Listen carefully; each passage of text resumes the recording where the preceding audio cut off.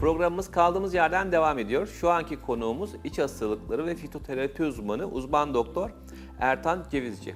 Ertan Hocam hoş geldiniz. Hoş bulduk Fatih Hocam. Nasılsınız? Çok teşekkür ederim, sağ olun. Siz nasılsınız? Çok teşekkürler. Hocam şimdi şöyle, bizim gençliğimizde, çevremizde hani çocuğu olmayan çok nadir insanla karşılaşırdık. Daha doğrusu böyle bakın işte 100 kişiden bir tanesinde bak bunlar çocuğu olmuyormuş falan der, böyle üzülürdü insanlar. Ama günümüzde görüyoruz ki neredeyse 3-4 çiftten bir tanesinde ciddi bir infertilite, yani kısırlık problemi var. Bu kısırlık problemi tabii ki yani çok önemli bir konu. Aileler için de çok ciddi anlamda problem. Bu tip vakalarda ciddi bir artış söz konusu oldu ve tüp bebek merkezlerinde sayısı arttı. Hele özellikle hani Nişantaşı bölgesinde, yani her tarafta görüyorsunuz tüp bebek merkezi var. Bunu neye bağlıyorsunuz? Biraz bahseder misiniz? Evet, şimdi söylediğiniz gibi çok ciddi bir artış var hem dünyada hem ülkemizde. %25'e yakın, yani 4 evlilikten bir tanesinde bu sorun karşı karşıya kalıyoruz. Bir kere girişte de şunu söylediniz.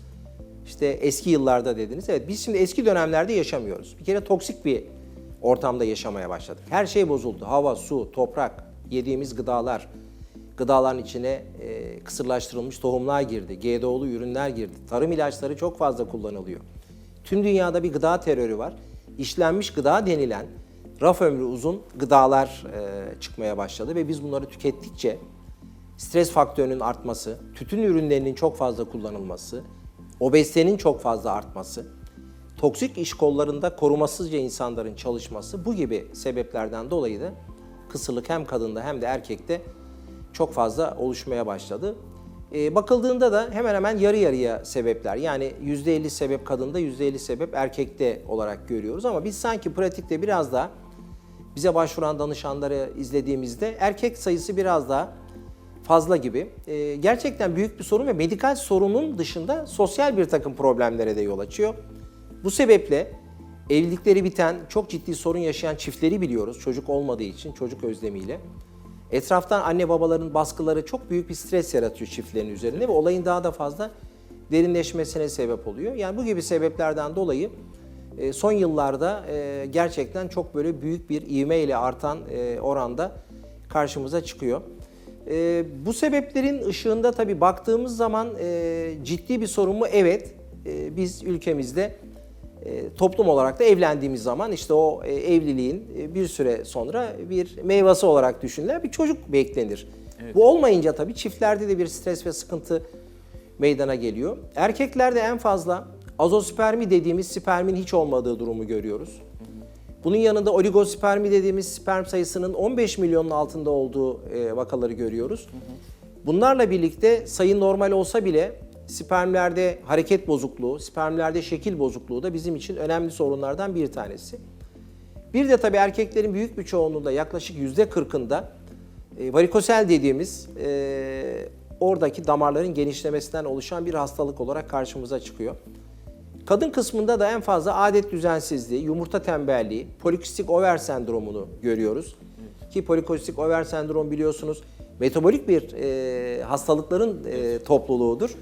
Sadece üreme sisteminde değil, erkek tipi tüylenmenin olduğu, aşırı bir kilonun oluştuğu, bununla birlikte de tip 2 diyabet, hipertansiyon, kolesterol gibi metabolik sorunların da eşlik ettiği, tabii ki adet düzensizliği de başlayınca infertilite, kısırlık da meydana geliyor ve çikolata kisti dediğimiz sorunu da biz kadınlarda sıklıkla görüyoruz. Tabii öncelikle bu sorunların tespit edilmesi ve soruna yönelik tedaviler çok önemli.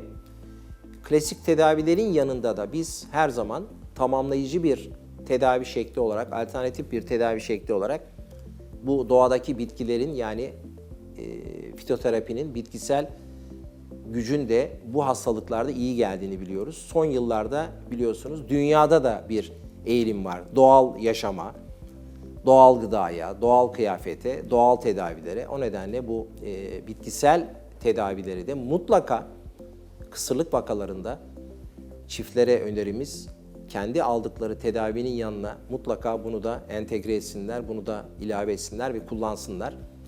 Fitoterapiyi kullanmadan biz çocuk sahibi olamıyoruz demesinler. Hocam peki şimdi erkeklerde biraz daha fazla görülüyor son zamanlarda dediniz kısırlıkta. Peki erkeklerde de yine fitoterapi yöntemini kullanıyor musunuz? Bu birinci sorumuz. İkincisi de erkeklerde sperm sayısı düşüklüğü durumunda ve hiç olmadığı durumlarda fitoterapi tedavisinin etkisi oluyor mu? Evet. Şimdi Fatma Hanım kesinlikle etkisi oluyor. Yani azospermi dediğimiz sperm sayısının hiç olmadığı. Yani burada defalarca test yapılır ve sperm hiç bulunmaz, sıfırdır. Bu çiftin tüp bebek için bile bir şansı yoktur. Tüp bebekte çünkü başrol oyuncusu her zaman spermdir. Bir tane sperm bulacaksınız. Kadından da bir yumurtayı dışarıda birleştirip embriyo oluşacak. Birkaç gün yaşayacak ve ondan sonra da kadına intikal ettirilecek. O nedenle bu azospermi vakaları tabii bir kere çiftlerin moralini çok fazla bozuyor. Biz çok genç yaşlarda da görüyoruz. Yani bize danışanlar 20 yaşında çiftler evlenmişler, 2 yıllık evliler. Azospermi denilen çok ciddi bir kabus tanıyla karşı karşıya ve hiçbir şey deneyemiyorlar. Yani tüp bebek merkezine gittikleri zaman da haklı olarak meslektaşlarımız diyorlar ki sizde sperm yok. TESE yapılıyor. Testisten biyopsiyle sperm aranıyor. Büyük olasılıkla da her zaman bulunamıyor. Bulunamadığı zaman da siz bu defteri kapatacaksınız ya da kendi haline bırakacaksınız diye bir izlem oluyor. Tabii son yıllarda tüm dünyada ve bizde özellikle tabii ki oraları etkileyen bitkilerin varlığı tespit edildi. Çünkü bu yüzyıllardır zaten Uzak Doğu'da, Asya'da, Japonya'da, Arap Yarımadası'nda zaten bitkilerle yapılıyordu tedaviler. İlaç sektörü ne zaman gelişti biliyoruz yani çok eski yıllarda ilaç fabrikası da yoktu, eczacı da yoktu, eczane de yoktu. Herkes doğadaki bitkilerden geleneksel yöntemlerle, anne babalarından aldıkları bilgilerle onları geliştirerek hastalıkların tedavisinde bunları kullandılar. Ve son yıllardaki farklılık bu biraz daha bilimsel temeli oturdu.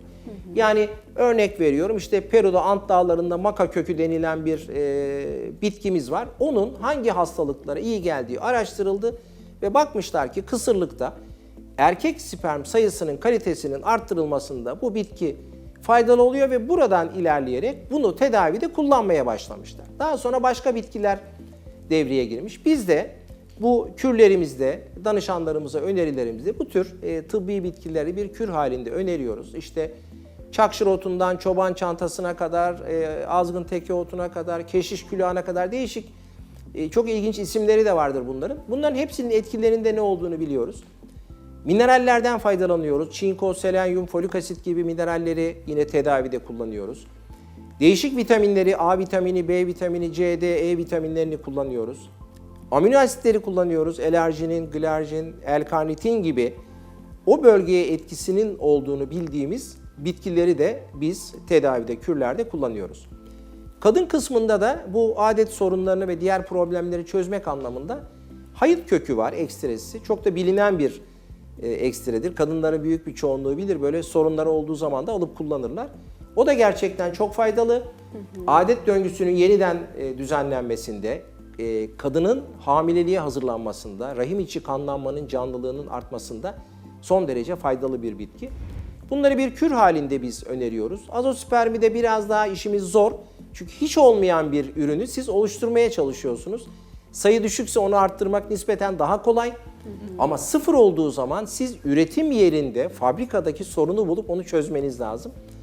İşimiz zor ama imkansız değil. O nedenle lütfen morallerini bozmasınlar ve tedavi programlarının içine mutlaka bu bitkilerin gücünü de fitoterapiyi de bence bu çiftlerimiz alsınlar. Siz kanser hastasıyla uğraşmış bir hekim olarak bu fitoterapinin kanser hastalarındaki rolünden biraz bahseder misiniz? Şimdi tabii çok önemli bir hastalık, çağın vebası gittikçe artmaya başladı. Az önce saydığımız yaşam koşullarındaki olumsuzluklar dünyada ve bizde de kanserin artmasına sebep oldu. 2020 yılında Dünya Sağlık Örgütü'nün verilerine göre bir yılda kansere yakalanan hasta sayısı 19,3 milyon. Çok ciddi bir rakam. Büyük bir rakam. 10 milyona yakın da vefat var dünyada. Evet. Bizde de 240 bine yakın yeni tanı, 112 bine yakın da hayatını kaybeden vatandaşımız var. Türkiye'deki durum gittikçe arttı. Onun sebepleri de işte bu tüm olumsuz faktörlerin bizi artık iyice çevrelemesi, gıdada, yaşamda, havada. Bu tür vakalarda da kanserde de tabii ki onkologlar takip ediyorlar. Birincil olarak zaten onların işi. Biz onu kabul ediyoruz ve hiçbir zaman için kısırlıkta da öyle. Primer takip eden doktor arkadaşımızın verdiği tedaviye müdahale etmiyoruz. Etik değil. Evet. onu azaltmak, onu çoğaltmak, onu kesin, bunu kullanın. Hayır, sadece bizde tedavide olun diye böyle bir isteğimiz olamaz. Zaten etik de değil. Onkolojide de böyle. Aldıkları tedaviyle birlikte, yani kemoterapi alıyorsa biz dışarıdan tamamlayıcı tedavi olarak bitkilerle giriyoruz. Diyoruz ki aldığınız kemoterapinin etkisi artsın, oluşabilecek, sizi yoracak, işte halsiz bırakıyor, yorgun bırakıyor, perişan halde çıkıyorlar kemoterapi kürlerden. Yan etkilerini azaltalım, hastalığın ilerlemesini yavaşlatalım ve en önemlisi metastaz oluşmasını, uzak organlara metastaz yapmasını bu bitkilerle engellemeye çalışalım diye biz tamamlayıcı bir tedavi olarak devreye giriyoruz. Kemoterapi artı fitoterapi, radyoterapi artı fitoterapi ve cerrahi tedavi eğer uygulandıysa onunla da beraber eş zamanlı olarak biz bunun kullanılmasını öneriyoruz. Hocam süremizin sonuna doğru geliyoruz. Son söz olarak bir şeyler söylemek ister misiniz bu konuyla ilgili olarak? Bu fitoterapi konusu çünkü çok önemli bir husus ve bunu bilimsel bir elden, bir dahili uzmanı tarafından ve bu işle yıllardır uğraşan bir hekim olarak ne söylemek istersiniz? Tüm hastalıkların tedavisinde biz artık kullanıldığını biliyoruz.